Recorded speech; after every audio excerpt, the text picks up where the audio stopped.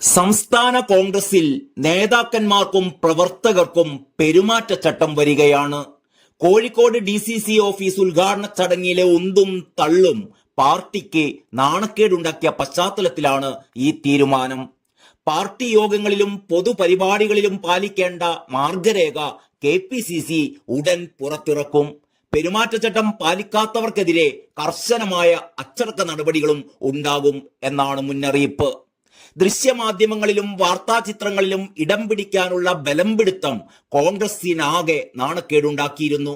പൊതുജനങ്ങൾക്കിടയിൽ പാർട്ടിക്ക് അവമതിപ്പുണ്ടാക്കുന്ന ഇത്തരം സംഭവങ്ങൾ ഒഴിവാക്കാനുള്ള തീരുമാനം കൈക്കൊണ്ടത് ഇക്കഴിഞ്ഞ KPCC യോഗത്തിലാണ്. കോഴിക്കോട് DCC ഓഫീസ് ഉദ്ഘാടനത്തിനിടെ മുതിർന്ന നേതാക്കന്മാർ വരെ അപമാനിതരായ സംഭവം യോഗത്തിൽ ഉന്നയിച്ചത് ജനറൽ സെക്രട്ടറി പഴകുളം മധുവാണ്. K മുരളീധരൻ ഉൾപ്പെടെയുള്ള നേതാക്കന്മാർ ഇത് ചർച്ചയാക്കുകയും ചെയ്തു. തുടർന്നാണ് പെരുമാറ്റച്ചട്ടം കൊണ്ടുവരുമെന്ന KPCC അധ്യക്ഷൻ ഉറപ്പു നൽകിയത്. കോഴിക്കോട് മുമ്പ് നടന്ന ചിന്തൻ ശിബിരത്തിൽ സ്റ്റേജിലിരിക്കേണ്ട നേതാക്കന്മാരുടെ എണ്ണം സംബന്ധിച്ചു വരെ അന്ന് തീരുമാനങ്ങൾ എടുത്തിരുന്നു. എന്നാൽ അതൊന്നും പാലിക്കപ്പെട്ടില്ല. ഭാരവാഹിത്വത്തിൽ നിന്ന് ഒഴിഞ്ഞ നേതാക്കന്മാർ വരെ ഭാരവാഹികളെക്കാൾ പ്രാധാന്യത്തോടെ സ്റ്റേജിൽ ഇടിച്ചു നിൽക്കുന്നതാണ് കോൺഗ്രസിൽ പതിവ്. നേതാക്കന്മാർ പ്രസംഗിക്കുമ്പോൾ അതിന്റെ പിന്നിൽ തമ്പടിച്ചു നിന്ന് ക്യാമറയിൽ മുഖം കാണിക്കുന്ന രീതിയും കൂടിക്കൂടി വരികയാണ്. വേദിയിൽ നേതാക്കന്മാരുടെ കസേര കളിക്കും ഒട്ടും കുറവില്ല.